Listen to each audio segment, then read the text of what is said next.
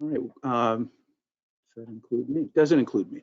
So, good morning, everyone. This is the March 10th, 2023 meeting of the HB 737 Study Commission, and I'm calling the meeting to order at about 10:04. First order of business is approval of the minutes of February 10th. I didn't have a whole lot of time to review them. I don't know if everybody else has. If people haven't, we can put that off till next meeting. Yeah, I was reviewing them. They look fine. I just noticed there was a comment about Assistant Attorney General Alan Brooks being present, but I don't think there was really any detail about any of the conversation or discussions that we had. I didn't know if there was a reason to omit that or not, but I was just kind of wondering about that.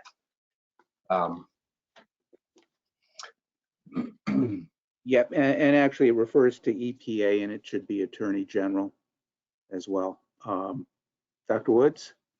Yeah, I just a minor detail. I'm still noted in the minutes as Representative Woods.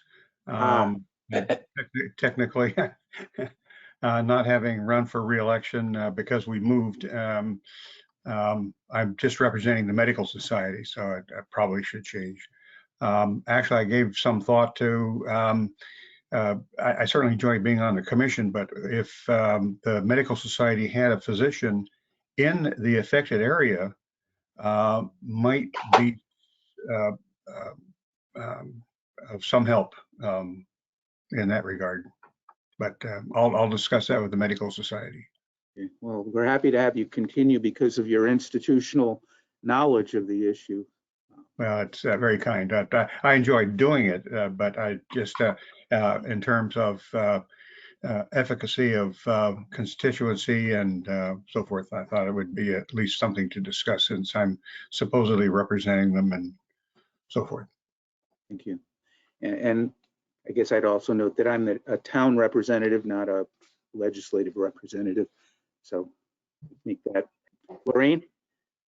Just a minor housekeeping rule. I think the minutes really should include at least a synopsis of the discussion. Having done them, a couple months ago, it's very labor intensive. I do understand that. And I tried to cryptically capture the Q&As because when we get these updates, they're fabulous, but the questions tend to give, more information and get more things on record that are important to the public. So I think that wasn't included in the minutes. So I think that needs to be fixed. All right, so let us not vote on them. Yes. I have a question. I know that Amy provides a recording of the meeting.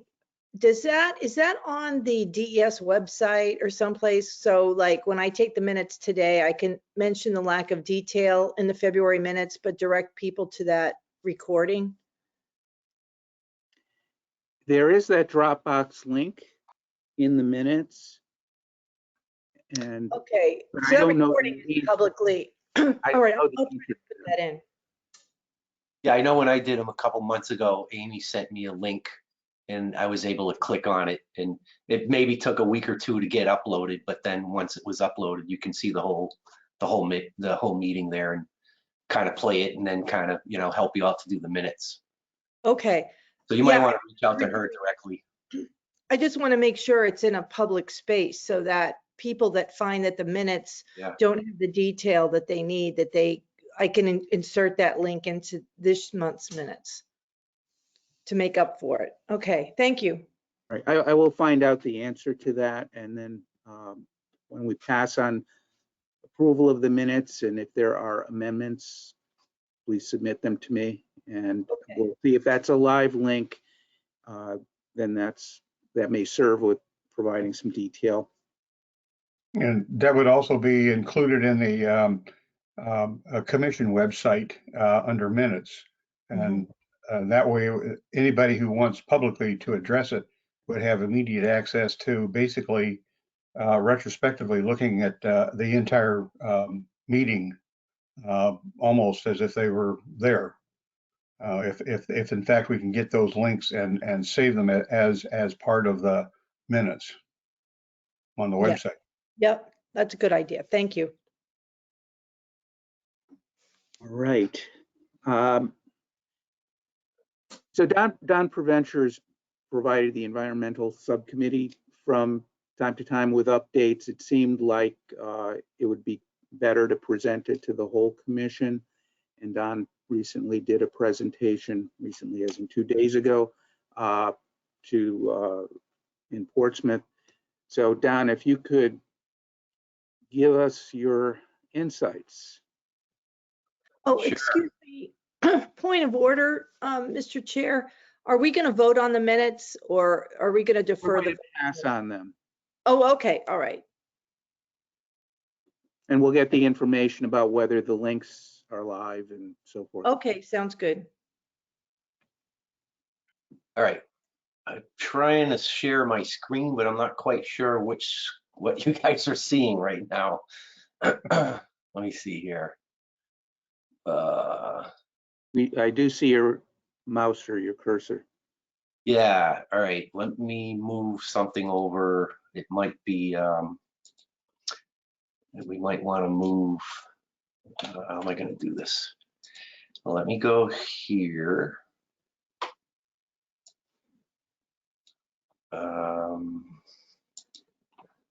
All right. Are you seeing a graph right now? Yes. Yeah. Okay.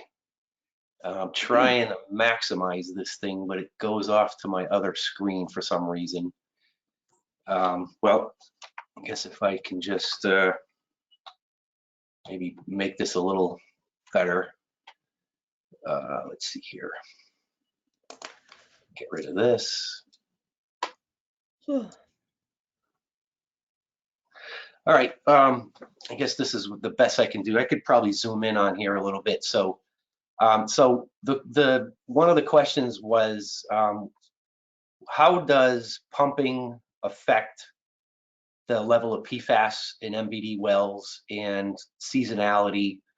So what I did was these graphs is something I prepared for a presentation that was presented Wednesday at PEAS. It was a joint conference. It was an all-day conference, and I did the MVD experience with PFAS treatment tips and lessons learned was the name of the presentation.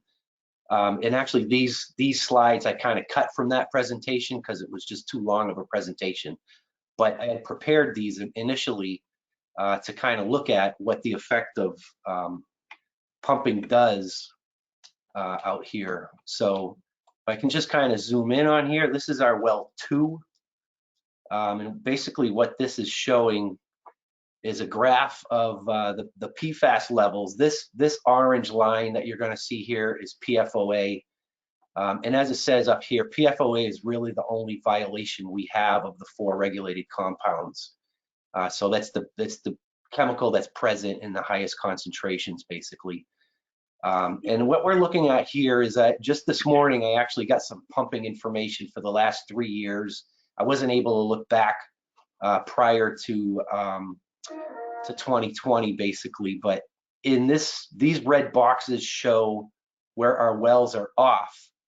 And you can certainly see some relationships here. Like in this case here, this well 2 was off. We were buying water from Pennachuck at the time because our water was well over the, this orange line over here is the limit at 12 parts per trillion. So you can see our values up here were more than double that limit. So we wanted to shut our wells off and buy water from Pennachuck. We had a reduced rate for much of 2021. So we were providing compliant water instead of using this well, which had the elevated PFAS. But essentially, very soon after we turned off the well, you see the values of PFAS come down. Actually went below the 12 standard and went all the way down to as low as I think 4. And almost immediately, as soon as we brought this well back online, because we had treatment in place at the time, the PFOA just spiked right back up again. And it's been offline again because we're actually putting a treatment plant online right now. So there's no data that we've collected since like October. But, you know, there's certainly a relationship that you can kind of see here. And just going through all of our wells, it's kind of the same sort of scenario that you might see repeated in here. In this area here, we turned the wells off. Well 3, this is well 3. And of course, you know, the value PFOA came down pretty precipitously. And the same thing that happened over here, the well has been off. So well 3 we're abandoning anyways. The only time we turn it on is basically to collect these samples. We're still collecting monthly samples, but within the boxes here, the well is off. These wells are off. They're not putting water into the system. Seasonality is a little bit harder to kind of discern from here because we don't really know if the effects that we're seeing is seasonal effects or if it's more related to when the pumps are off. So it's a little hard to kind of discern the two when you have two going on at the same time in most cases. Over here, it's well 4. This is the wells 4 and 5 are the ones that are closest to St. Gobain. So you're going to see the levels in here are much higher. You know, we're looking at levels that are up in the 80s in this area, parts per trillion, and that's PFOA again. But the only thing that I see here is it was offline for some time, from 2016 till about October, November of 20 when the treatment plant went online. So it's pumping in this period here, and then it did go off briefly here. We took it offline and we saw a drop in the PFAS level, a PFOA level. So it does appear to have some commonality with when you pump the wells, it's when the value of PFOA typically goes up. And when you don't pump, you do see some kind of a decrease. This is our well 5. And again, that was offline until the treatment plant went online in October of 2020. We didn't collect data during this period because I believe we were changing out the media in that lead vessel. So we took the treatment plant offline, so we weren't able to sample anything. But again, as soon as we took that first sample, you know, the number went from, looked like it was about, let's see here. Hey, Don, is it possible for you to go into slideshow view? Yeah, but what happens is it goes to a different screen. Oh, okay. I'm not sure why it's doing that. I know I wish I could show you better here, but trying to get this out of here if I can at least make it a little bit bigger. So again, you know, this kind of dropped off here, and when we started pumping the well, the next reading we had, the next sample was a little bit higher. The last 2 wells, wells 7 and 8, sort of a similar pattern, although we did get sort of a bounce back in here, so I'm not really sure what that's all about. Maybe not as much of a trend here as the other wells. And then our well 8, you know, kind of the same scenario during a period of time when it was off. We did get a little bit of a drop in here. Same thing in here. The numbers seem to have dropped off, and then once you start pumping, they come back up again. So, you know, this little drop here at the end may be something that's more related to seasonal issues. I don't really know if because in the summer where there's less precipitation generally, maybe you don't have as much dilution. So maybe the PFOA levels go up. And then when you get into the more precipitation intense periods of the, you know, spring and winter periods, maybe the levels might they dilute a little bit, and some of those levels might come down. I don't know if that's what we're seeing here. But that's what I did. And again, I only looked at 3 years. You know, we could go back and look at pumping records going back. This is something maybe we could have our consultants do, so, you know, so I don't have to spend hours trying to put all this stuff together. But just for a general reference, I think that's kind of what I was, you know, looking to demonstrate here. So I don't know if anybody has any questions right now. I can go into a next slide, but yeah, sure. Mr. Woods? Just has anybody from DES or any other agency looked at the dynamics of the aquifer itself, and to try to understand it from a geologic dynamic perspective? Because that really does sort of indicate that there is a subterranean flow of some kind going on. And it'd be interesting because that might give us insight as to where it might go later Right. on. Has anybody looked at that? I don't believe that's been done in detail. Certainly, the area around wells 4 and 5, around St. Gobain itself, is being studied. As Mr. Wimsatt reported at the last couple meetings, there's a forthcoming remedial action plan. So I'm sure they're really studying the aquifer and figuring out the flow directions and everything.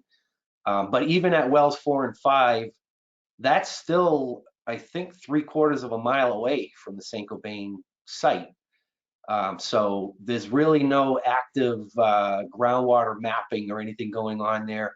There very well may be, because in the near future, because we're actually looking at artificial recharge to augment that aquifer, where right now the levels you see at wells 4 and 5 are in the 70s and 80s parts per trillion of PFOA. The Merrimack River water is as low as single digits. So the thought is, if we pump water out of the Merrimack River, let that water soak into the aquifer through infiltration basins around wells 4 and 5, it'll do a couple of things. It'll hopefully dilute the PFAS levels in that aquifer, so that when we pump the water into the carbon filters, it'll be coming in at a lower level. So hopefully that will prolong the time that we need before changing out the media, or make the media last a little bit longer. And the other thing is that aquifer is currently limited because of aerial recharge. There's not enough recharge in that aquifer. So we can only pump that 870 gallons per minute, whereas our treatment facility can handle up to 1,000 gallons per minute. So if we can get that additional recharge, we can probably increase the pumping rate and get more volume and prolong the life of the vessels. So what I'm trying to say is, there will be a hydrogeologic evaluation of that area at some point in the future, and we will know the direction of groundwater flow. The other wells that I showed, wells 2 and 3, there really is no hydrogeologic evaluation there. Same thing as 7 and 8. All of the hydrogeo evaluation has been done previously. And those are several miles away. Actually, well 7 and 8 is in Hollis, and that's probably under effect more from the TCI air emissions hazardous waste location in Amherst. It's right in the corner of Hollis. So really the only hydrogeologic evaluations going on is right now is right at the St. Gobain property. Yeah, having that available will certainly help your recharge effort as well, because that if you know where the flow is going, you'll know where and how to recharge as well. Right. So the wells 4 and 5 and the St. Gobain site are not too far away from the river. So presumably the main flow direction would be sort of to the east, discharging into the Merrimack River. And unfortunately, that St. Gobain site is up gradient from wells 4 and 5, where we would want to take the water from the river. So it would, but still there's enough flow in the river to keep the levels diluted to basically single digits from what I last saw. Oh, thanks. Don, Maureen? how often have you, or do you have to change? Oh, I'm sorry, Ron. How often do you have to change the media at 4 and 5? So we just actually changed it a few months ago. That was the first time we changed the media there at any of our treatment plants. And that was the lead vessel. So the process there is the trucks came and they basically, it's like a slurry. So you just, suck out the media through hoses into a truck, couple of trucks. They bring it off site to a facility in Pennsylvania that's operated by Evoqua, is the name of the company that we got the carbon from. And they thermally reactivate, oxidize the media and reactivate the media that way. I'm not sure if they oxidize it to the point of like a regenerative oxidizer, like Saint-Gobain has on their facility to destruct the PFAS molecules. But they do regenerate the carbon media, and then they reload that same carbon media back into some trucks, bring it back, and then they slurry it back into the vessel that they took it from, and they put it back in that vessel, and then we valve the different valves in there to make the former lead vessel is now the lag vessel. So we kind of change the sequence of the vessels there. Thank you. So it's about a 2-month like round trip process, basically. Yeah, go ahead, Laureen. A couple of things. I saw a presentation a number of years ago, and I know that they had mapped the plumes, so that answers Gary's questions. Not recently, but they did map the plumes of PFAS in the area, so that work has been done. I also recall in that presentation some discussion about the molecular weight of various PFAS. PFOA is a little bit heavier, even though it's minute and small, so it tends to be lower. So when water tables change, you do see variations also. I would also wonder, so I have another question and a comment, and one is, are you seeing similar patterns or have you mapped the short chain? And my concern always of the short chain is that is in the current production stream of, Saint-Gobain's activities that, of course, we're, who knows, years from regulating or looking at. So officially, it doesn't exist from a regulatory perspective, but from a community perspective, we're the only community in New Hampshire that is getting this, active, ongoing exposure. So have you mapped, some of the shorter chains, especially those ones that are breaking through and the ones that don't respond as well to carbon, and seen that same pattern of increases and decreases with the wells on and off? Or do you know? Well, those graphs I showed, they do show the other PFAS compounds on them, but they do kind of follow the same pattern. But we haven't like mapped the profile of the aquifer to see, are the shorter chains at the top of the water table and the larger chains, the more heavier chains, are those further down in the water table. We haven't really done any of that.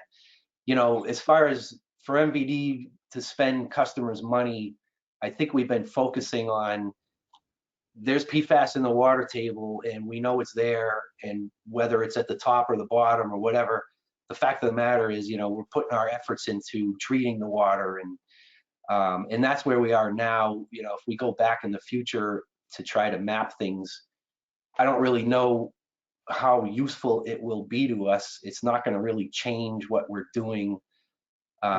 We may get a little bit of insight when we're considering the aquifer recharge, because that might tell us, when I was talking about the whole dilution process and everything, which is one of the benefits of why we're thinking of doing that, that might come into play then, so we can kind of see, if we're putting water in at the top of the water table, how will that mix with the rest of the aquifer?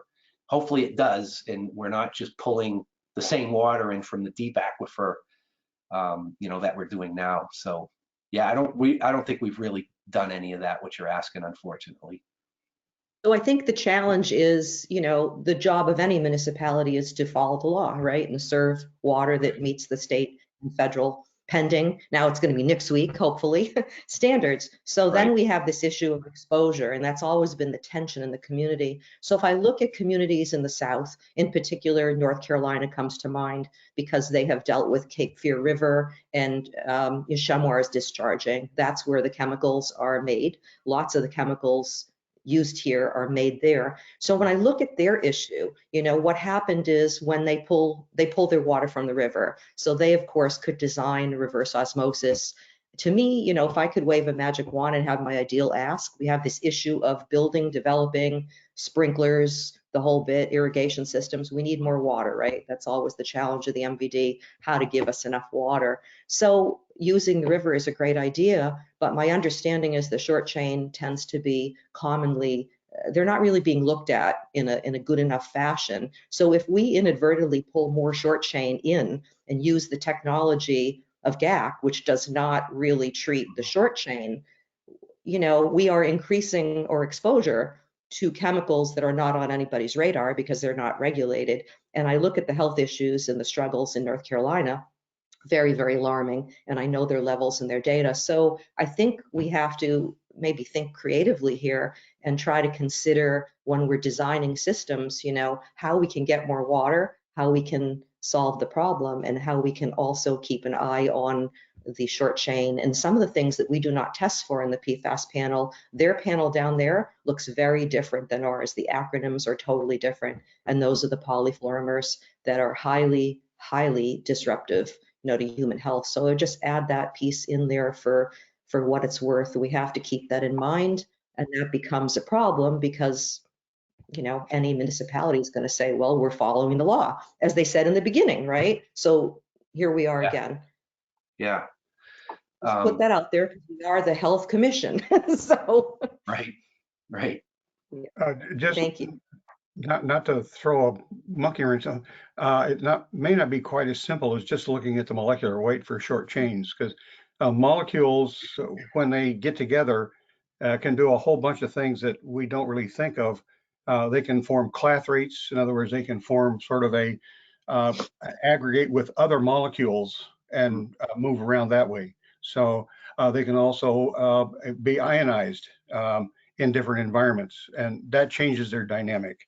They can also form their own individual aggregates. In other words, many of the low chain can get together and act like a large one. So the dynamics in terms of filtering becomes very complex, and especially when you're talking about the recharge process. And but I'm not a geochemist, but just harking back to my physics background, this whole issue of molecular weight in and of itself may not be quite as simple as the actual process is. Mm-hmm. Thanks.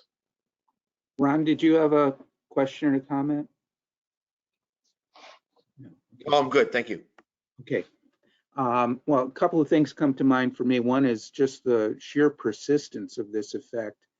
Years and years now after PFOA anyway was taken out of the use stream at Saint-Gobain. And there are private well users in the area, and I think it does somewhat inform when resampling should be done, or when it's optimal to do resampling, because you don't want to do it when it's going to be negative or have a result within the MCL. And if there are people out there in Merrimack, Amherst, Hollis doing resampling, it would be best to be doing that during those periods when the wells, are active, Mm-hmm. rather than when they're inactive. And there are definitely those users out there. So I think that's maybe going forward, if there's any ability to get that information out there, if people are doing it privately, if they're doing it through DES, that there should be some attempt to sync those factors up to try to get a true result of how contaminated things are at various points in the year. Seasonality is challenging because we also have periods of drought. Right. The other hypothesis or concern very early in this situation, when people were connecting to a greater extent than they are now to municipal water lines in Litchfield, and lines getting extended in Bedford, and connections being made in Merrimack, is what would happen when wells are decommissioned. Would that increase exposure in surrounding wells or decrease? And this data suggests that it would decrease. However unprecise that hypothesis would be, but it does seem like groundwater contamination is drawn where there's active pumping. Yeah. The other thing that we're not sure is MVD's wells are all sand and gravel wells. Right. There's no bedrock wells, and most of the private wells are bedrock wells, which are deeper. They're below the sand and gravel. You go through the sand and gravel, you go into the bedrock. So they're deeper wells, the private wells. And I'm not sure, how the layering of the different compounds, PFAS compounds, might play out there. If the heavier chains do sink, you might expect maybe to get heavier long chain compounds, the classic PFOA, the C8 compounds maybe. So it depends how much mixing we have going on there, you know. I don't know if the same pattern persists in bedrock as it does in sand and gravel, but you know, that well 2, when we shut that well 2 down and imported water from Pennachuck, I mean, that was precipitous. It was more than double the MCL. The PFOA was around 29, 30, and it went all the way down to 4. And then once we started pumping it, it shot right back up. So that graph alone is pretty telltale. I mean, it's very it's obvious there, I think. Is that about 3 miles from Saint-Gobain? Well, yeah. It's kind of right near the MVD office, sort of. It's off of Amherst Road, so it's more in the center part of town, whereas, you know, wells 4 and 5 are off to the northeast. So it's quite a distance away. It's a significant distance away, and you know, we're still seeing. I have to say at this point, probably most of Merrimack, the water needs some kind of treatment. I don't think you can find a pristine well out there that doesn't need any treatment, unfortunately, in the town of Merrimack. All right, any other questions?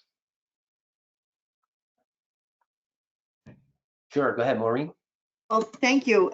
Just a comment, since we're on the topic of wells 4 and 5, just another thought to remind everyone that we still have the unresolved issue of those filtration systems not being funded beyond 2025. And I think that's on everybody's radar, but I just wanted to mention it again, that certainly a situation that needs resolving at some point somehow. And I myself am very aware of it, as I'm sure everyone else is on the call. So just wanted to bring that out since wells 4 and 5 came up. Right. I think we asked Mr. Wimsatt that question at the last meeting.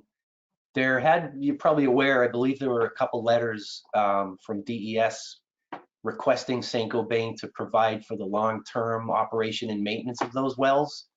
Even though the settlement agreement goes for 5 years, you know, the DES in that letter believes that 5 years is not long-term. Obviously, I think that's pretty obvious to anyone. And the authority and the regulations still allow the DES to enforce that long-term O&M. So there's been pushback by Saint-Gobain. The latest letter that I'm aware of came from DES continuing to ask Saint-Gobain to address that.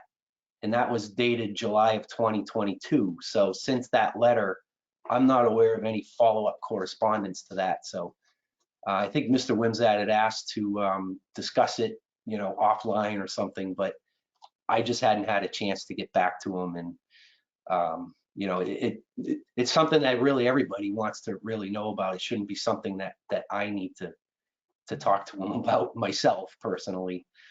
But it's important to our customers and everybody, obviously. So that's a good point. Yeah. Right.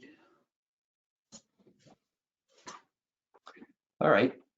I did have another presentation that I presented. I don't know if it was about a half hour long. I don't know if you guys want to see any of it, but it just kind of gives everyone at that conference on Wednesday, it gave everyone tips and pointers. It was primarily to the target audience that is just embarking in on their PFAS journey with treatment plants. It was offered through New England Water Works, co-sponsored by the DES at the Pease facility, the DES Pease facility. It was well attended. I believe there were about 80 people there. And we had regulators from all 6 New England states presenting their MCLs and you know, where they're at, where they're going with additional MCL information. So I did present the 3 treatment plants. So basically, just in a nutshell, our 3rd treatment plant is being conditioned right now as we speak. It's being flushed right now. So 2 of our 3 plants are online. The 3rd one's being flushed. It's probably going to be online within a week or 2. So at that point, all of MVD's wells will be treated. There is a phenomenon known as rollover that's happening, and what happens there is the short chain compounds, PFBA, PFPEA, the 4 and 5 chain PFAS compounds, what the concentration going into the filters is actually lower than the concentration coming out of the filters. So at first, all of it was being removed, but the carbon has a preference to absorb the larger PFAS chains. So what happens is when the PFOA, which is an 8-chain compound, goes into the carbon vessels, it sort of pushes off the short chain compounds.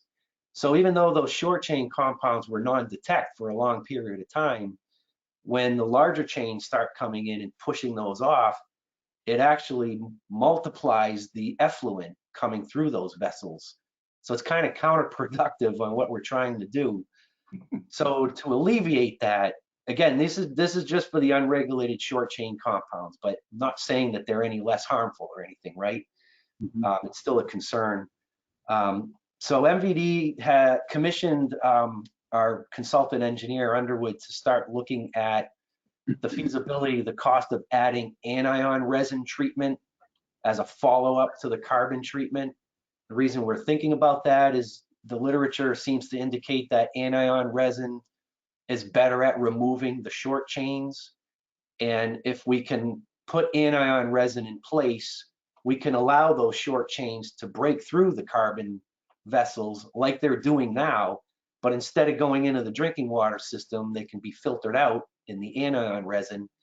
And that allows us to prolong the life of the carbon as well. We don't need to change the carbon out as frequently, which saves O&M cost. So we did at our January meeting, the MVD voted to, we put media change out of all our carbon vessels in the budget for next year's budget at an 8-month frequency. So what we agreed to do was to change out the lead vessel carbon as soon as the first PFAS breaks through, or at 8 months, or longer if it doesn't break through. So we put that 8-month caveat in there because we budgeted for 8 months and we didn't want to have to go back and incur significant cost if it broke through faster than 8 months. So it's sort of a compromise between maintaining, a budget that we felt was a good budget, but yet still being protective of the short chain compounds as well. So we're actually due to replace the lead vessel over at wells 7 and 8. The only reason we're not doing that immediately is because we need to bring wells 2 and 9 online, that treatment plant first. Because if we take that offline at the same time as wells 7 and 8, we won't have enough water. So these are the things we're kind of dealing with, is we got to make sure when we plan our change outs that it's not happening in the middle of summer, because in the middle of summer, we're going to need all of our wells in service.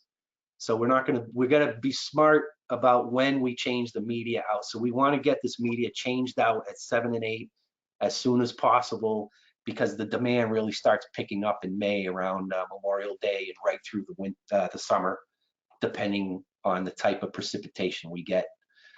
So that was something that we did in January. And I would venture to say there's probably no other water systems, perhaps in the country, that are doing this voluntarily. I'm not aware of any. I didn't really research it, but when I was at this conference, the big talk was about just meeting MCLs. Nobody is trying to provide non-detect PFAS in their finished water.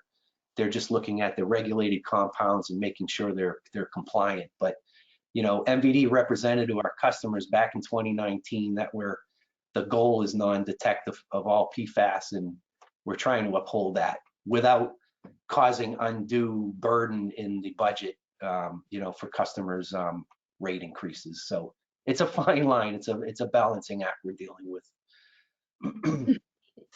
Don, I have a question. But when you were talking about the ion exchange, so are you moving ahead putting that pre-GAC or post-GAC when we're looking at the filtration pathway?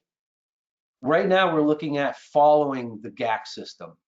Okay. in all of our treatment plants, the design included what they call blind flanges. They included future piping connections Yep, okay, I so remember that we'll that. be able to supply the line to the anion vessels and return the line back into the treatment plant before it goes out into the distribution system. We had to upsize all of our well pumps, because if you think about pumping through a filter, the filter puts resistance. So the well pumps that we had initially, they had no resistance. There were no filters prior to the GAC plant. So we had to upsize our well pumps, and Underwood was smart enough to upsize them not only to pump through the GAC vessels, but also to pump through the potential future anion filters. So we've got reserve capacity in our well pumps. So we did try to take some measures in all of our treatment plants. We've designated an area for a potential future anion resin building expansion. We've done everything that we can as far as planning ahead. We had to be sensitive on the cost of everything, and we kind of wanted to see how the carbon alone would perform. But it's really no surprise that the first breakthrough we get are the short chains. Again, none of them are regulated, but they're still important. So that's how we've kind of left the future design. So that's being evaluated now. We're just trying to get a feel for what are we talking about for costs here, and then the question is going to be, what are the funding opportunities?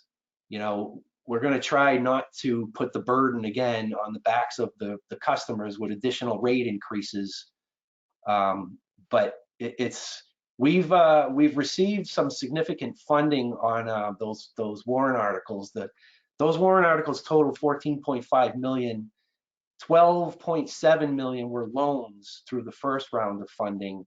Out of that 12.7 million of loans, we were able to convert 3.4 million into grants on top of the 1.4 million we got from the Drinking Water Trust Fund, a grant. So in actuality, it turns out that a third of those warrant articles are covered by grant money.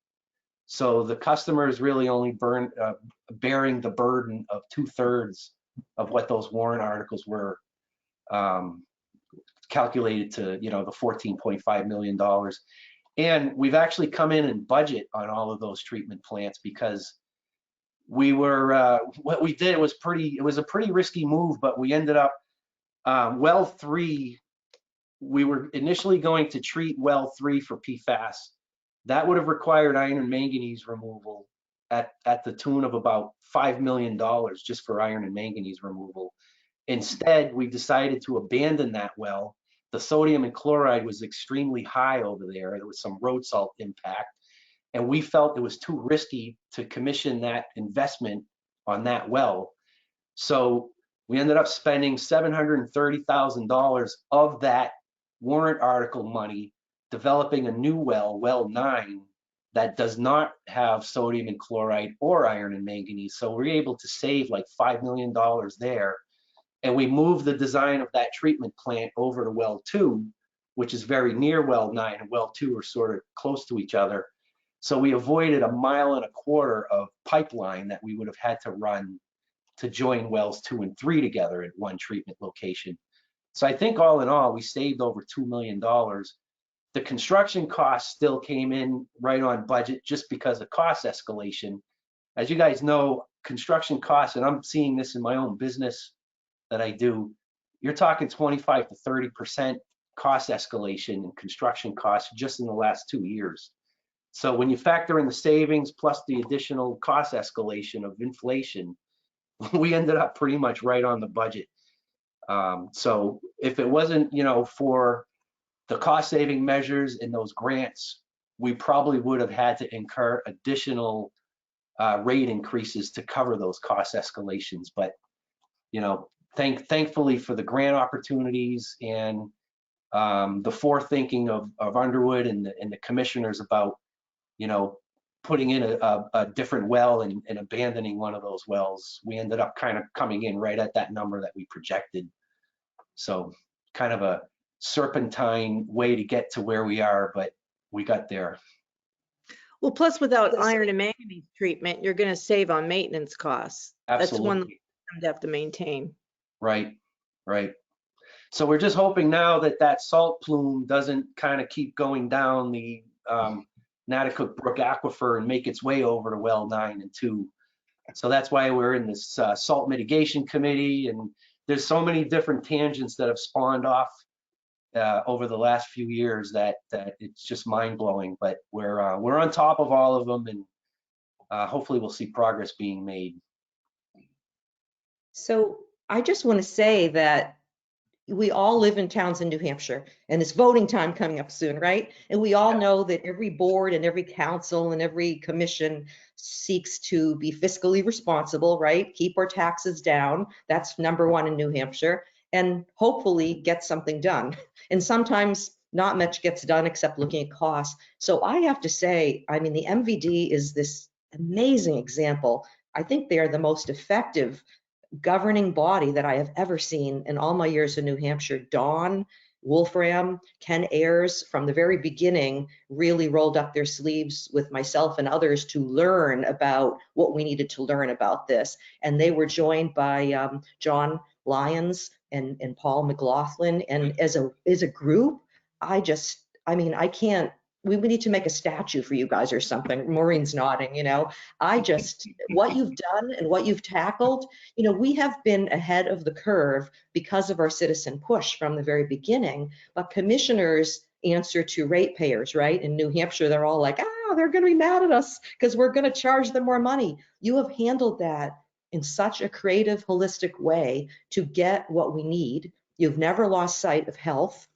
And look at what you're doing. I just can't say enough good things. I just had to get that on record. Thanks to all of you. Pass that on. And the people at MVD who work there, Ron and Jill and everybody else. I mean, we are really, really fortunate because what we're dealing with is above and beyond what anybody would ever expect in their worst nightmare, right? So thank you. Well, thanks. I appreciate that. I'll bring that back to the commissioners when I see them. I appreciate that. Representative Mooney. Well, just to add to that, the level of expertise you bring to the position, which isn't always available for that position, is truly extraordinary, you and your team. So thank you for that. We're really, like Lorraine said, really fortunate in Merrimack to have your expertise be available for that position. So thank you for that.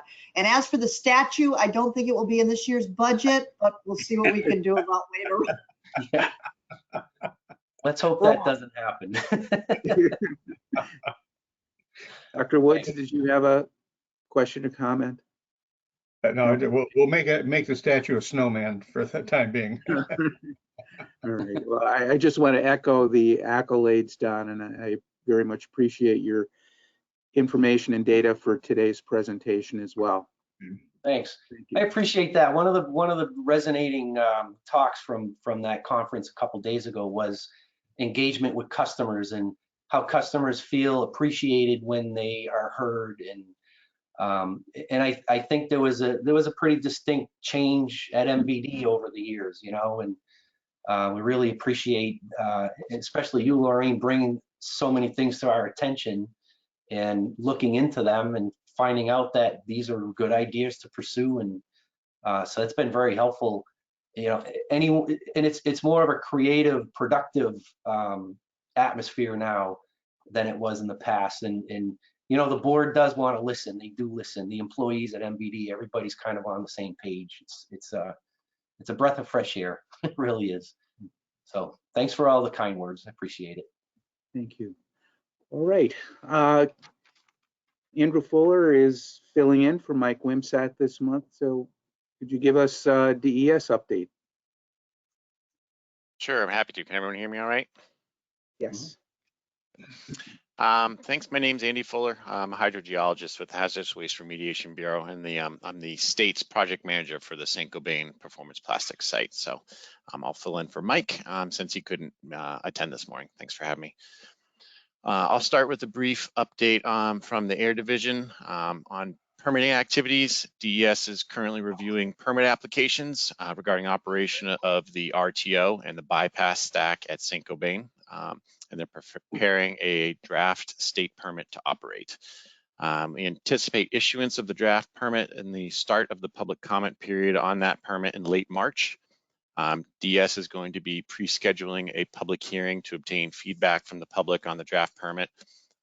Public hearing's probably going to it'll be taking place in Merrimack, and it must take place at least 30 days after the date of the public notice. So it's most likely going to be taking place sometime in mid-May, and that's going to depend on availability of staff and location.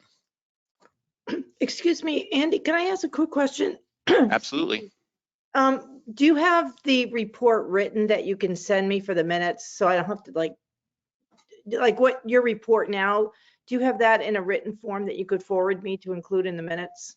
Oh, absolutely. Yeah. I plan to send it. I'm going to finalize it. I'll probably send it along next week. There's a couple of hyperlinks that I'd like to add in to make sure that everyone can have that information. So no need to take copious notes on what I present. I'm big, there's going to be a write-up in a Word document of everything. Okay, great. So Thank you you. guys no panic on there. I got a lot of information I'll be throwing at. And some of it's repeats from what Director Wimsatt prepared previously, but so yeah, probably next week. Like I said, there's a couple documents that are pending that I got to make sure they're on the external facing side of One Stop, so that you guys can, so that everyone can see them. Okay, thank you.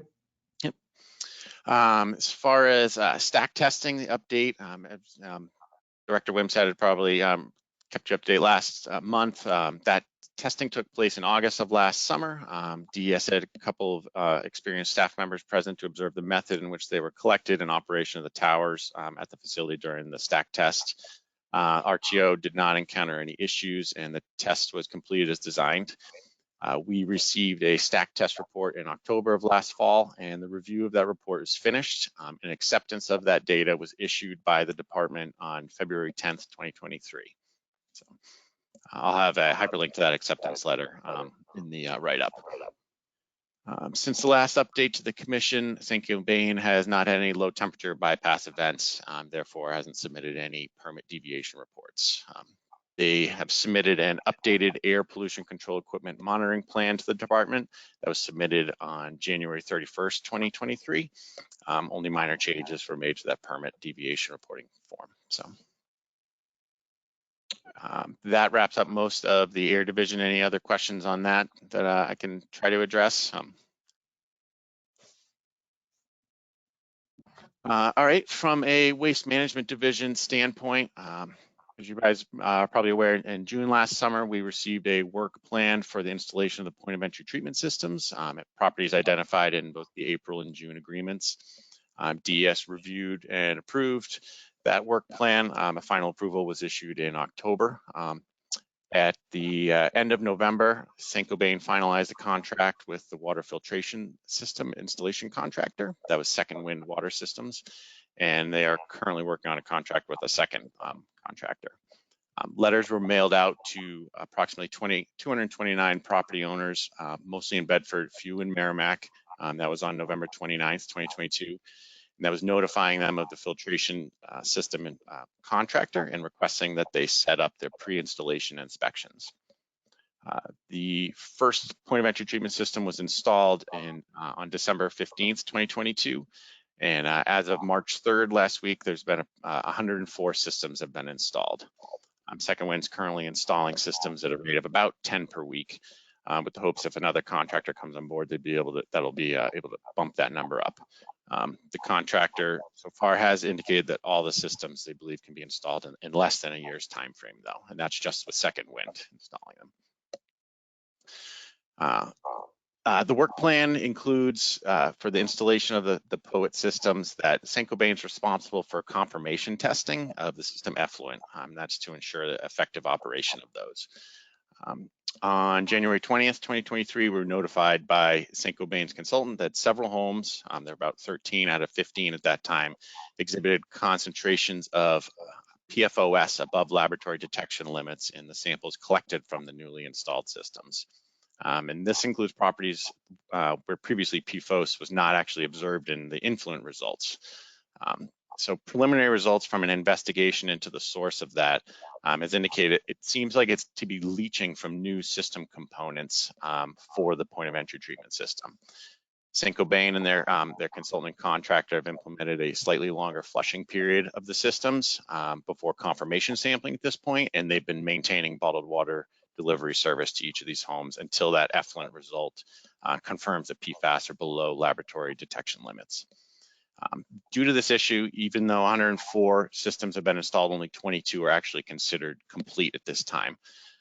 And because each project is not considered officially complete until the property owner has been provided the sample results that confirm that the POET's operating and they are removed from bottled water. And there's a few steps that take place between the installation and the completion, which, as I hinted at or touched on, was sufficient water needs to be run through the point of entry treatment system. The samples need to be collected, submitted to the lab for analysis. Currently, labs are working on about a 3 to 4 week turnaround for those results. Those results have to be reviewed by Saint-Gobain, their consultant, and then they're provided to the property owner. And if those initial results don't meet that criteria, then they get resampling ends up being required. So far, that longer flush time that they've implemented seems to be reducing the frequency and the concentration of the PFOS. However, I know that the presence has not been completely eliminated right now. Investigation's ongoing. We expect to hear more. It kind of develops every week.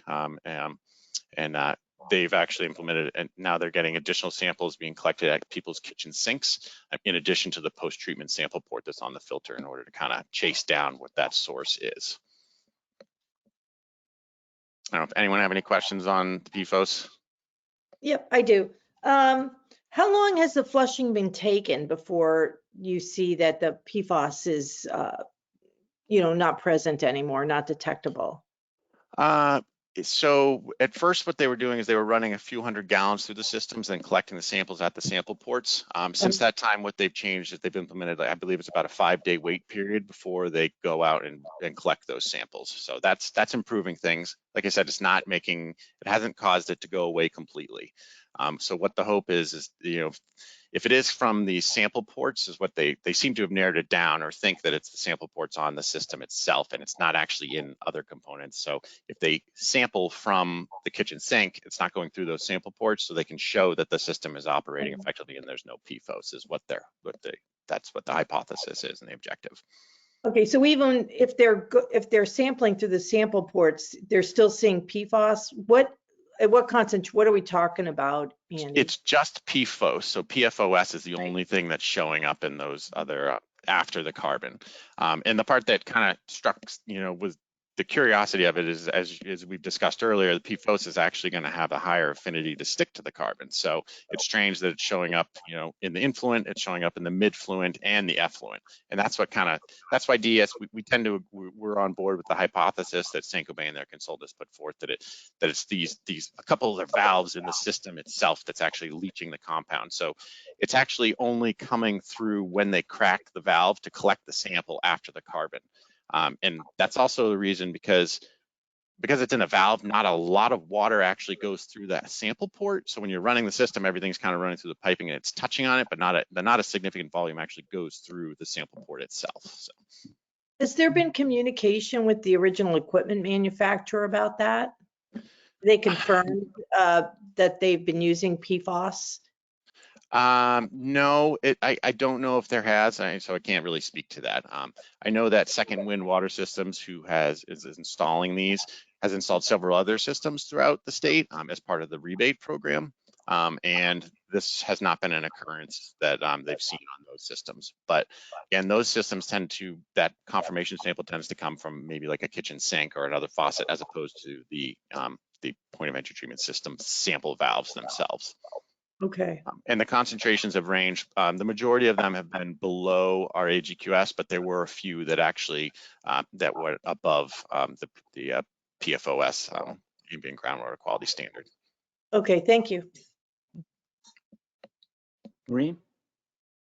So Second Wind, from the very beginning, from 2016, has been installing, systems in Merrimack, and people have been very pleased with them, and they have tested afterwards. So this occurrence, when this came up, it really caught my eye. And I wonder, in Saint-Gobain, everybody's saying, oh, it must be the plumbing, it must be the valves. But PFOS is, we know, is where we see in the tree of PFAS, in the column of AFFF foam.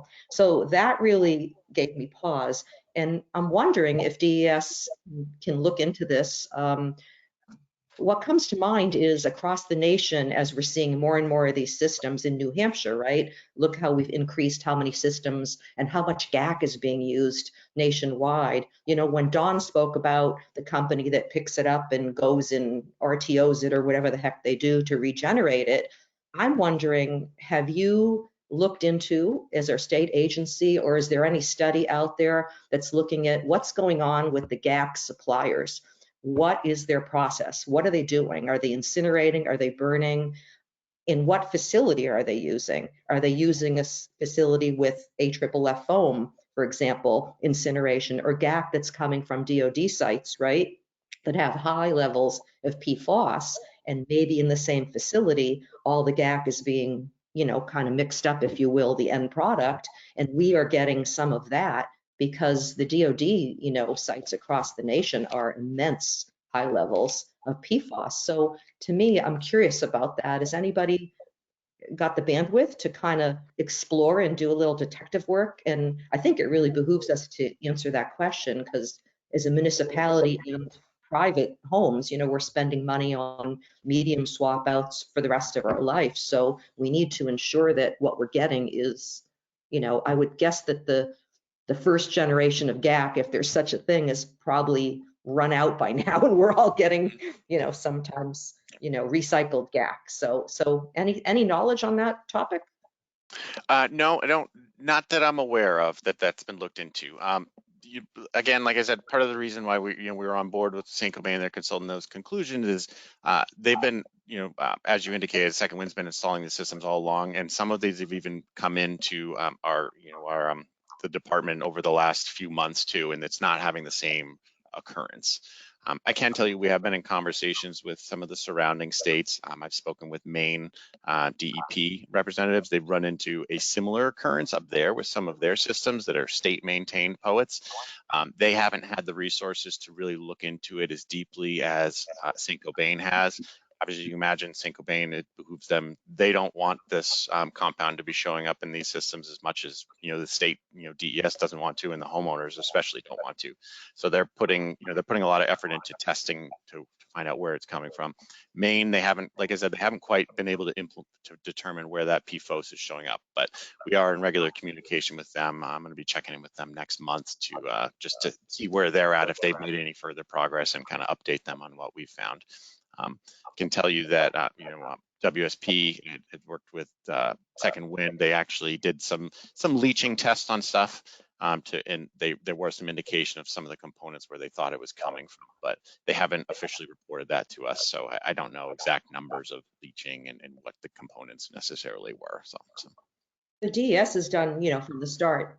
We were the first in the nation to do the, quantity of testing that we did, very comprehensive on everywhere. Have you thought about maybe pulling some of the GAC, like GAC that's coming to MVD and GAC that's coming to Second Wind, and running that? So if we test the GAC before it's used, that may give some answers. I don't know.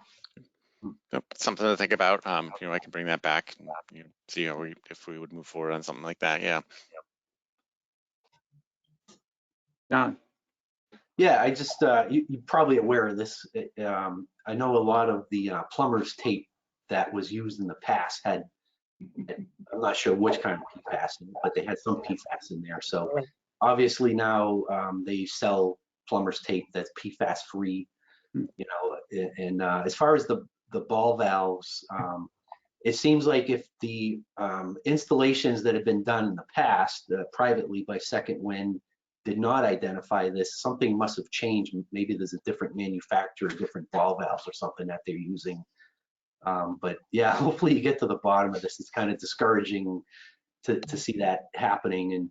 And even when the numbers creep down, the PFOS numbers creep down and it becomes non-detect, it probably doesn't mean it's not there, right? Because we know the health advisory is 0.02 PPT, I think the EPA's health advisory for PFOS, so it may still be even above that health advisory, even though it's non-detect. I think the detection limit might be in the single digit PPT or something.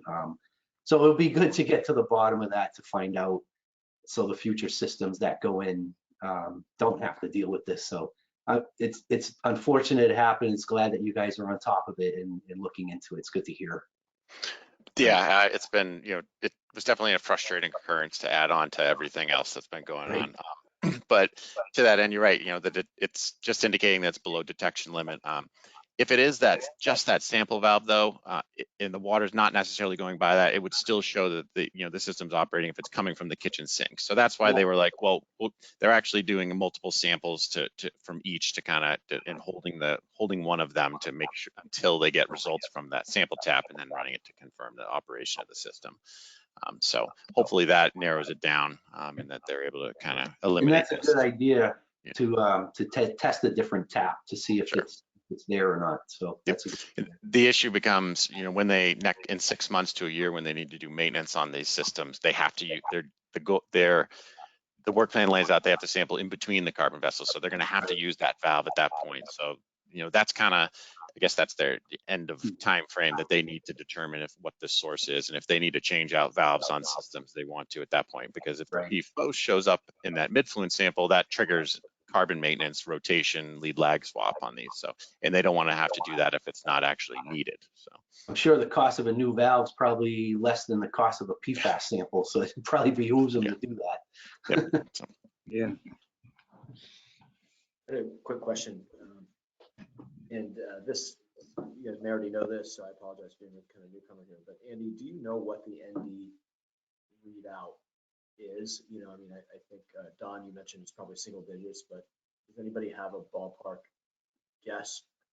What would still show an ND 0.01, 0.02? Assuming the presence of something and not zero. I believe the detection limit on the analysis is around the 1 to 2 parts per trillion. So Okay. that's where it's at currently. It varies sometimes from lab to lab, but it's usually around there. Good to know. And then question maybe for the commission more broadly to follow up on the question about these ball valves. If we can assume that's where the source of the PFOS is coming from.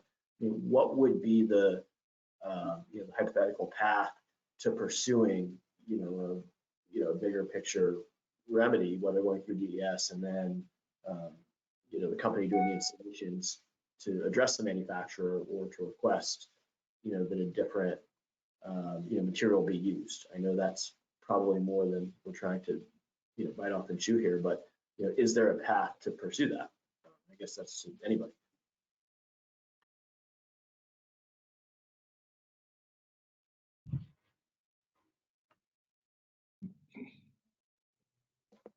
Is that question directed to me? I couldn't hear what.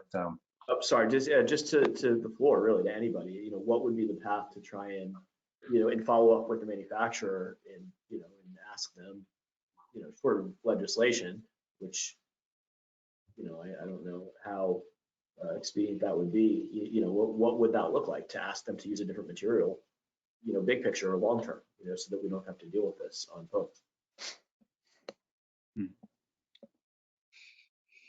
That's probably something related to like a bill for outlawing PFAS in certain products that are in contact with drinking water, or it's funny, this is a good example. NSF 61 is supposed to be a standard that every water piece of equipment has to meet.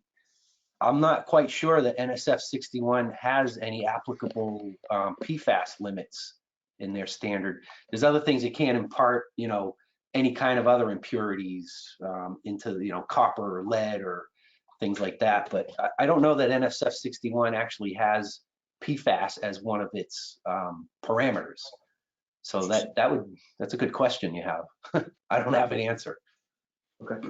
No, thank you.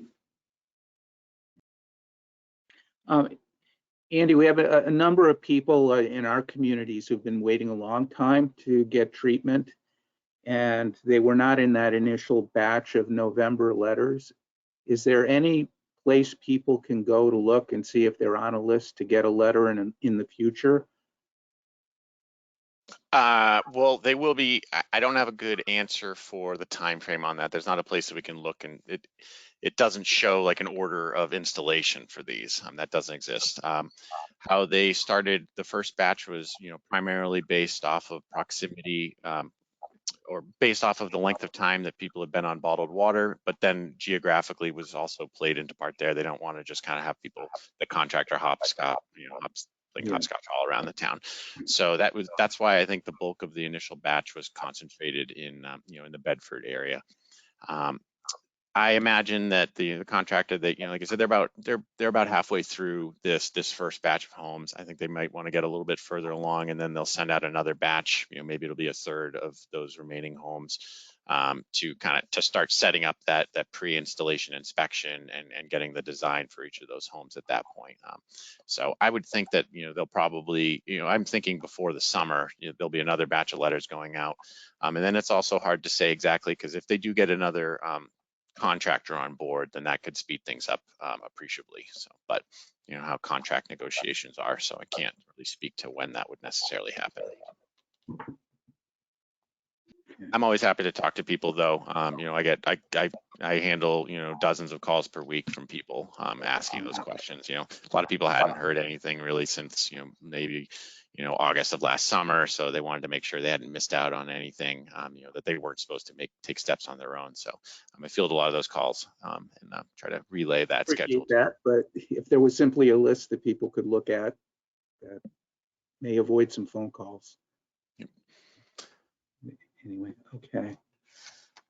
All right. Do you want to move on, Andy? Or Sure. If there's no other questions on that, I can continue. go ahead. As far as municipal water, design work for water line installations in the towns of Litchfield, Bedford, Merrimack are proceeding. These are areas with existing water lines where homes require connections to water mains in the street, and some areas where new water mains are going to be installed. I know that design packages were submitted to a couple of utilities in December for review, and construction is anticipated to, hopefully occur here in early spring, depending on weather conditions and thawing. Saint-Gobain is working with the water provider and currently evaluating the feasibility of the water line extensions for the town of Londonderry. Those are areas where they're working. They have a contract with the water utility to complete what they're referring to as a conceptual design. That's been executed and is anticipated to be completed in the spring and next month in April, actually. So I think they'll make a final decision on the feasibility of the municipal water for that area at that time. So I've been fielding a fair number of calls from residents in that area because I think they're getting out, preparing to do soil borings, testing things like getting an idea of how deep it is to ledge and what they can do for those water lines. So we have been in discussions with Saint-Gobain and their consultant WSP on the application for a groundwater management permit and the associated groundwater management zone for the site. Discussions regarding that permit and the implementation of what we're hoping is going to be a long-term monitoring plan are kind of ongoing. So, but we are proceeding, and those talks are going, going well. The transition of areas in Londonderry to a new bottled water contractor, as Director Wims had reported to you guys probably, was that the out of water calls to DES have been all but eliminated. So Saint-Gobain's transitioned all the homes in Londonderry to this new contractor, and we'll continue to monitor the situation, but we haven't heard any complaints necessarily on out of water calls. In November of last year, DES and DOJ, completed a review of a proposal from November 4th from Saint-Gobain to remedy additional water supply wells within the consent decree area. This was an agreement in addition to the April and June agreements that included water lines or POETs to approximately 44 properties in the area impacted by Saint-Gobain. On February 22nd, 2023, we received and had reviewed another proposal from them, and that additional remedies for 11 properties. Saint-Gobain, they have indicated they're going to be proposing remedies of newly identified AGQS violations along with bi-monthly reports for the site. So since we just got one, we'll expect another one in 2 months. So.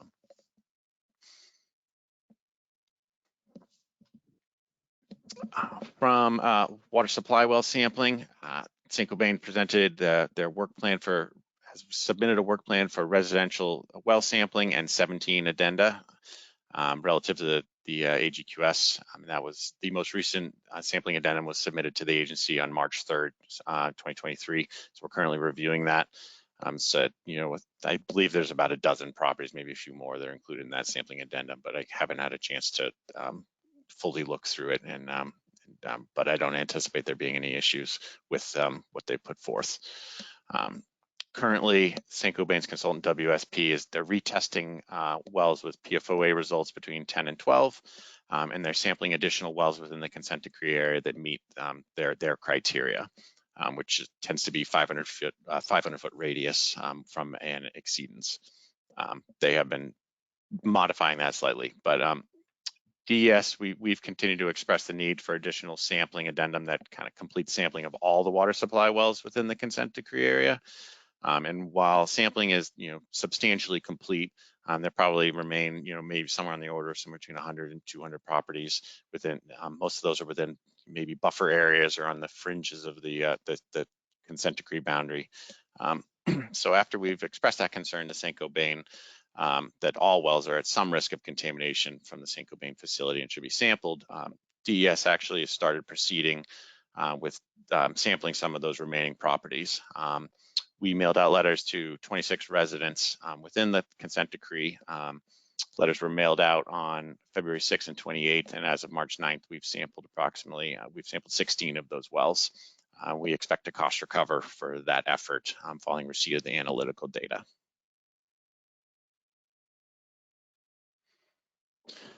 Additional data just on sampling.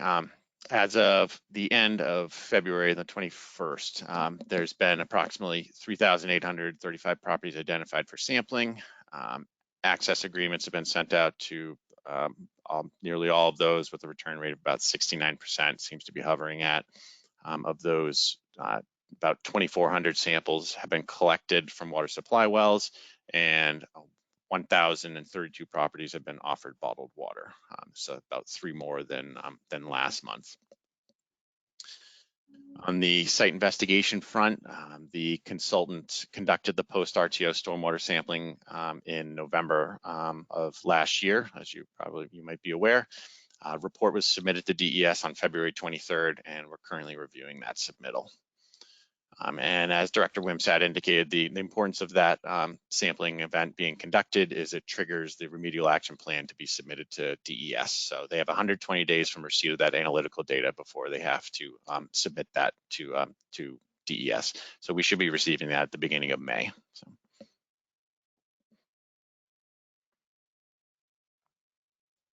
That's about all I have for the current update. I don't know if are there any additional questions.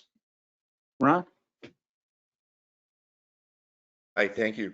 Thank you for adding the new water supplier. I've got no phone calls since you guys did that, so thank you for doing that. I appreciate that. I do have one additional question. Is there any lead time for people that are going to get a POET system installed, as far as how long notice they get before they want to install it? Like, will a person get like a 2-week notice, 3-week notice? Any idea how much the homeowner would have to react to make sure they get a day off to be home? I don't know necessarily that question. What the first correspondence they're going to see is going to be a letter asking them to set up the pre-installation inspection. And like I said, based off that the letter from November was sent out on the 29th. First system was installed in December. So I think it's all based off of the order at which people contact for that inspection. The inspection entails them, they're probably going to need to be home, but maybe not, because what the filtration system company is going to come out. They're going to look at people's kind of inspect their house and the plumbing, see where that system is going to be best sited. And then they'll also do some sampling for, water, other naturally occurring contaminants in water quality, like iron, manganese, radon, bacteria, because when they design a system, while Saint-Gobain isn't necessarily responsible for removing things like that, those can affect the operation of the carbon, obviously. So they want to make sure the carbon works as effectively as possible. So they'll add treatment for that sort of thing. And then, it could take a couple weeks for for lab results to come back from that inspection. So, you know, I'm guessing it's probably on the order of about a month from when they get the inspection completed. Yeah, they're just wondering if, you know, like they take a day off of work, like, will they say, okay, we're gonna be here on this day? Will it be like at least a couple weeks notice is what they're asking me. It's I just believe that- so, yeah. I haven't heard any, you know, I haven't received any feedback from homeowners that were complaining about, you know, lack of notice on that part.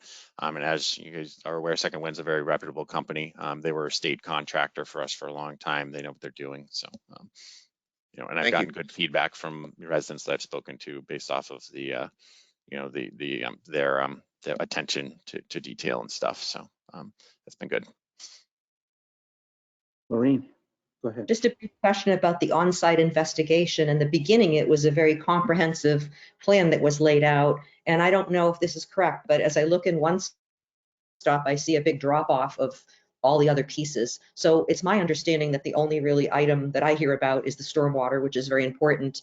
So what about his DES, you know, just stopped considering things like, you know, emission, discharges, you know, discharges to the environment coming from the site, on-site cleanup, the levels of contaminated groundwater on site, and all these other pieces. Because I think to our community and surrounding communities, whether they know it or not, is this idea of stopping the source, you know, whether or not they've reduced their air emissions, they haven't eliminated it, but we still have this immense amount of contamination. So are there any plans to address any parts of this, you know, cleanup requirements in any capacity, or stopping the, you know, introduction of PFAS to the environment that is still ongoing?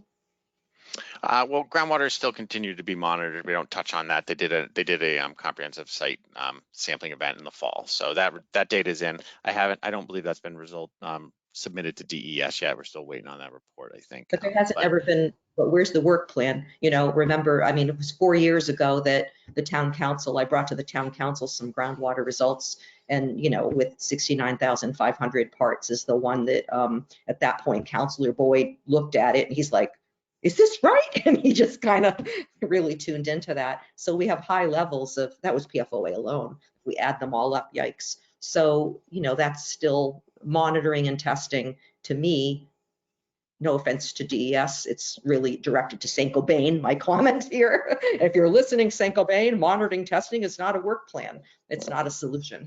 So is there any plans to ask for some action items over all these reports and all this monitoring and quarterly tests and biannual tests that have been going on for 7 years?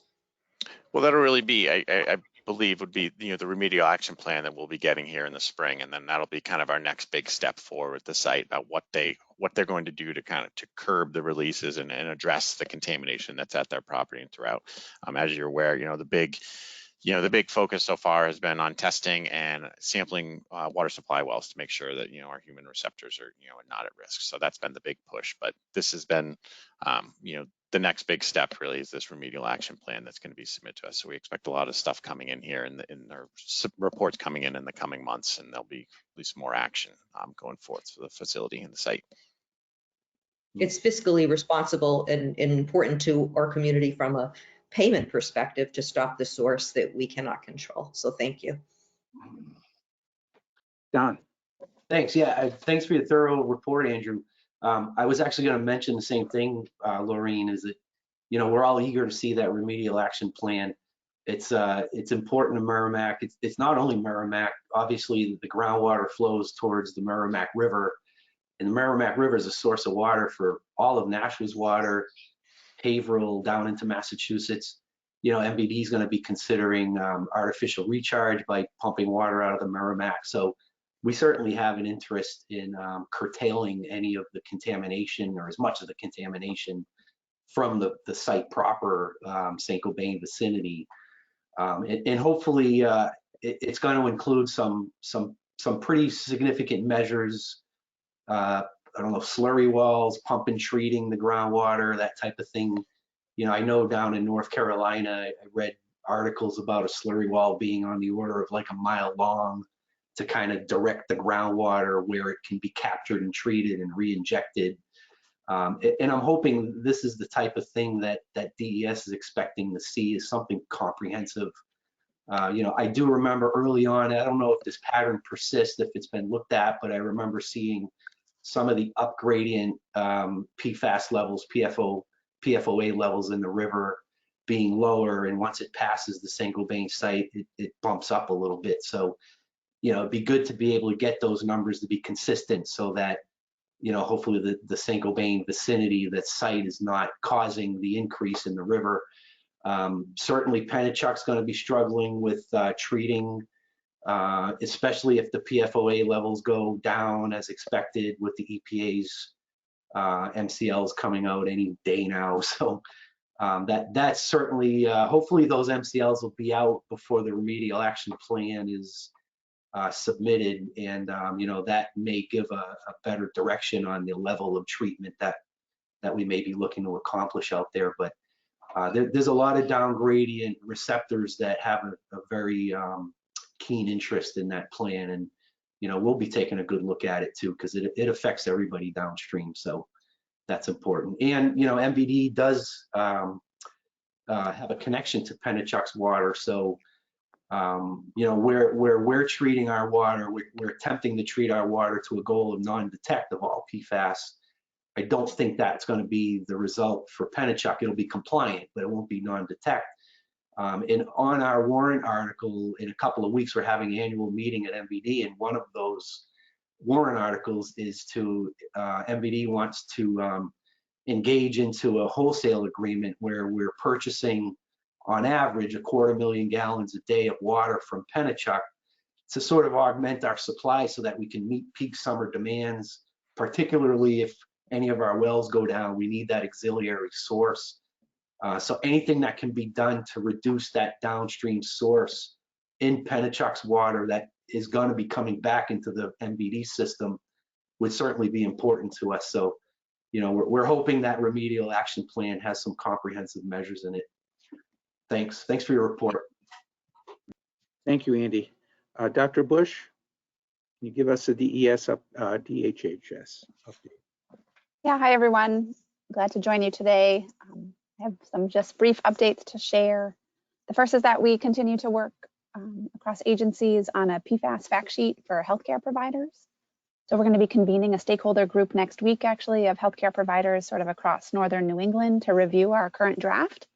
And the target date is to have that finalized, hopefully through clearance, in order to share at the upcoming Northern New England Nurse Practitioner Conference in mid-April that we're working with in collaboration with Peg DiTullio, who serves on the SB 85 Environmentally Triggered Chronic Disease Commission as a representative for the Nurse Practitioner Association. So that's our target date. It would be great to have that fully through clearance and able to share. If we don't meet that target date for that event, we will then work on sort of a separate dissemination plan, working with the Medical Association and other professional associations to help distribute that document once it is finalized. And of course, would be eager to share with all of you. I know, Laureen, in the past, we've talked about, sharing with this commission and others and your own networks. This will be a living document, obviously, as we hear more information from the feds in the coming weeks. And so we anticipate there will be revisions to this document sort of constantly as the science on PFAS continues to evolve.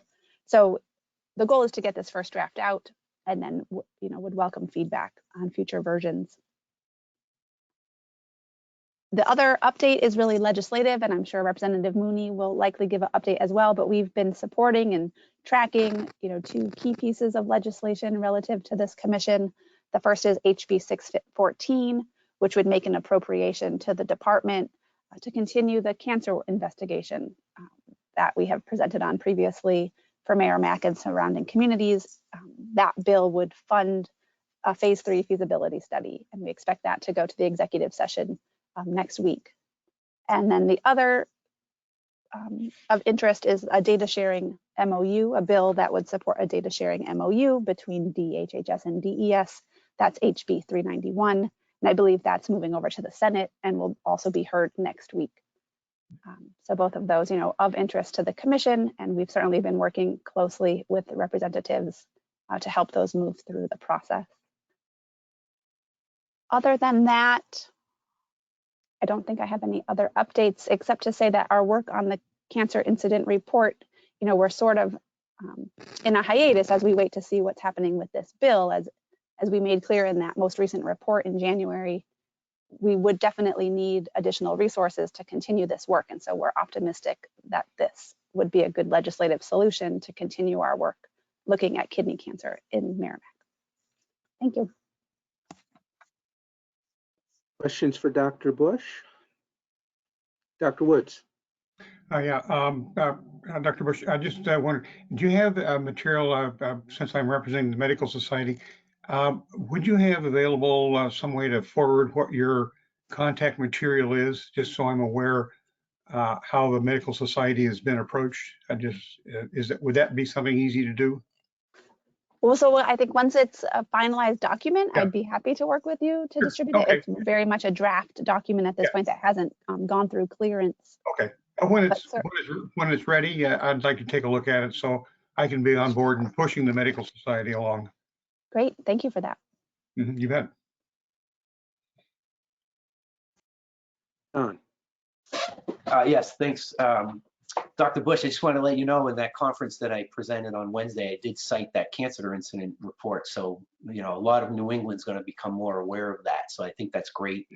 And if the present bill, that if it happens to fail, and hopefully it doesn't, because it's very important, I'm wondering, is there still any opportunity for federal funding to be available for that additional resources you're talking about? And I'm not sure the amount of resources, if there's a number to that, quantified number, but I guess I'm just making a hope that if nothing else, if we can get federal funding if needed, if that's available, keep that in mind. I don't know what your experience is on that, but hopefully the state legislature funds it. But I appreciate your work on that. Yeah, I can just say that we are, of course, always looking for additional funds to support that work. And in fact, that was sort of written into the amendment that should federal funds come through, that would almost reimburse the funds we're asking for from the state. So we're optimistic with that language, it would move through. At this time, we don't know of any other federal funds, or we would have applied for those.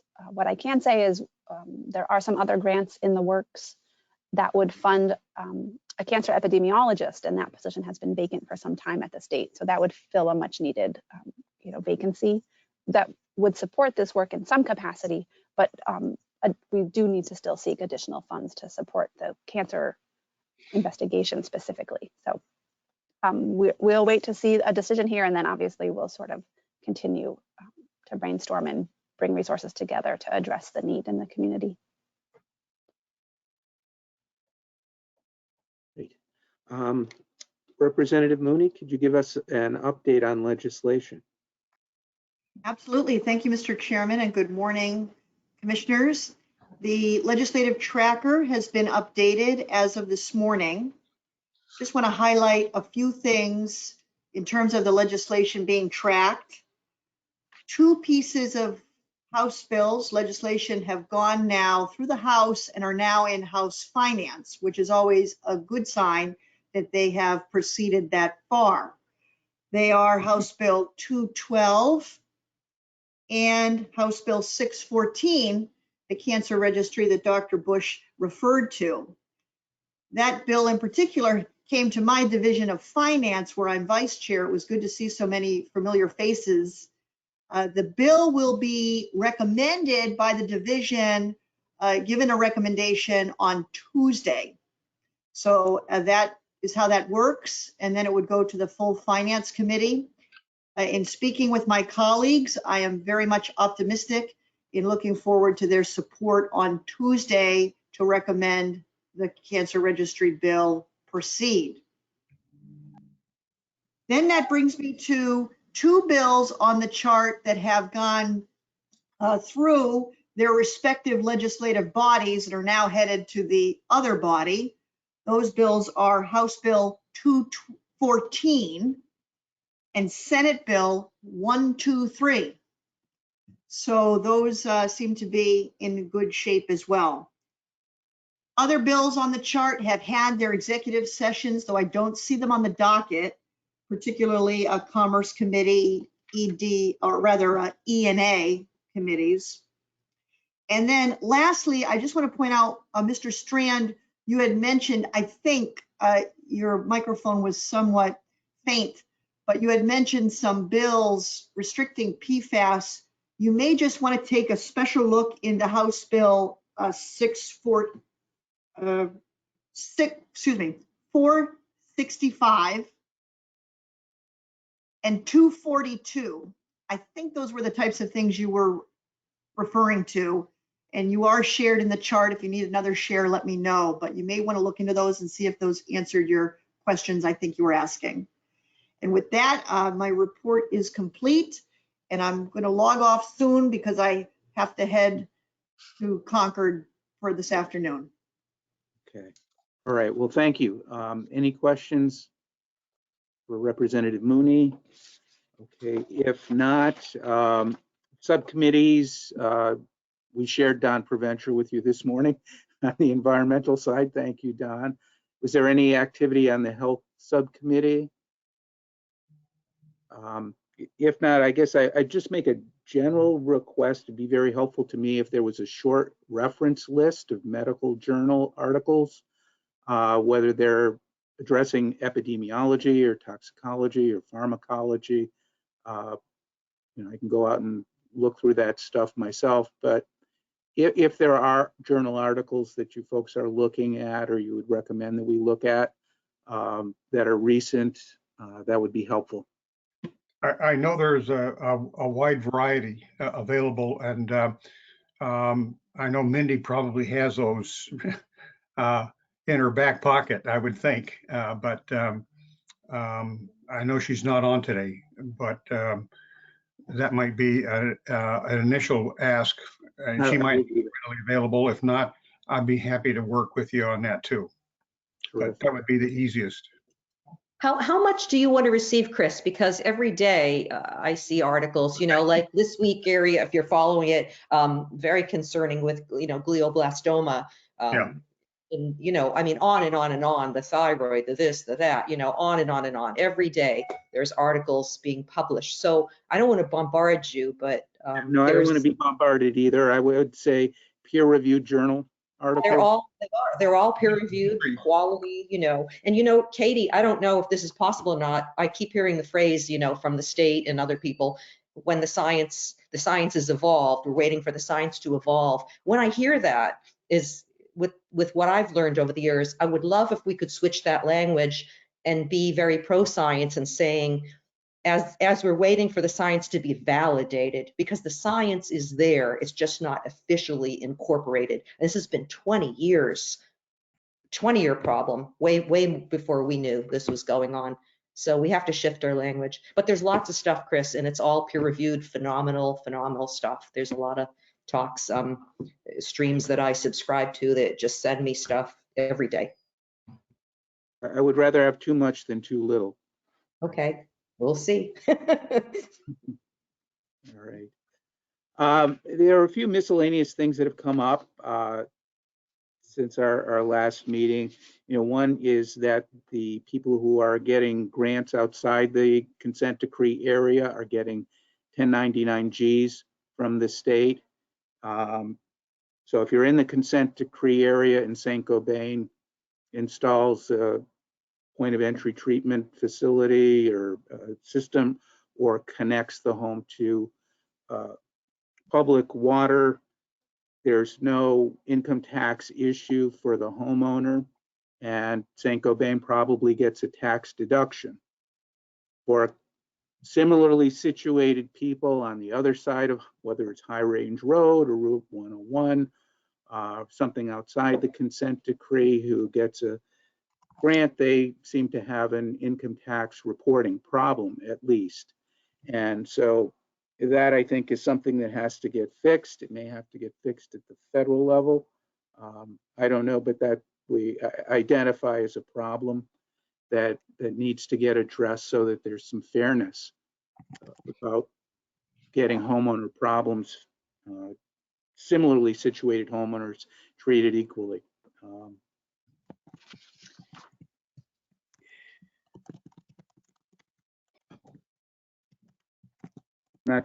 Yeah, I think Did anyone else have other concerns? That was the major one that seems to have come up because it's tax time. Mr. Bendazian, is that coming from St. Cobain or is that from the state, the From 1099? the state. These are the state rebates or grants. Okay. Uh, Wow. So whether it's the 5,000 for the point of entry system or the 10 for the water hookup. Yeah, that's not a welcome thing, I'm sure. No, it isn't.